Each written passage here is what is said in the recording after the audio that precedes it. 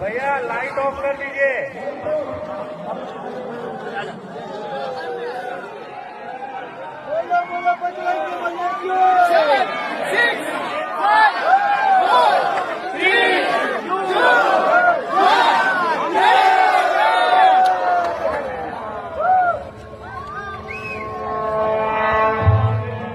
సర్వ మానవాళికి రక్షకుడు, మనకు కొండంత అండగా నిలిచేవాడు, మనసులో తలచిన వెంటనే గుండెల నిండా ధైర్యాన్ని నింపగలిగే మహాయోధుడు, అభయహస్తంతో ఎల్లవేళలా మనల్ని కాపాడే ఆ పవనపుత్రుడి ఇప్పుడు మనసారా స్తుతించుకుంటూ శ్రీ పంచముఖ ఆంజనేయ స్వామిగా అవతారమెత్తిన కథ దృశ్య రూపంలో తిలకిద్దాం రండి.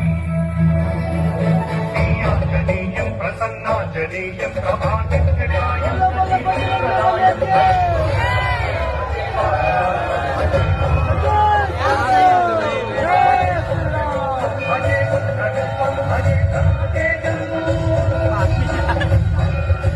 అది రామాయణ మహాయుద్ధం శ్రీరామచంద్రుని సారథ్యం వానర సైన్యంతో విజృంభిస్తూ లక్ష్మణస్వామి తనతో పోరాటం చేస్తున్న రావణుడి కుమారుడు ఇంద్రజిత్ తలని బాణంతో ఒక్క వేటుతో వేరు చేశాడు.